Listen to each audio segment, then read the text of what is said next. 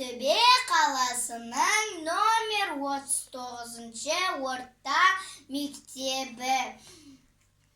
1-ші Ә сыныбының оқушысы Нұрберген Аружан Темірбай қызы. Абай Құнанбаев жазды күн шілде болғанда, күгірай шалғын бәйшешек ұзарып өсіп толғанда, күркіреп жатқан өзенге көшіп ауыл қонғанда,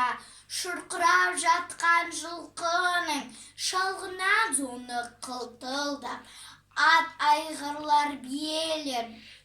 бері шығып ыңқылдап, суда тұрып шыбындап, құйрығымен шылпылдап, арасында құлынтай айнала шауып бұлпылдап, жоғары төмен үйрек қаз ұшып тұрса сымпылдап, қыз келіншек үй тігер бұралаң басып бұлпылдап, ақ білегін сыбанып,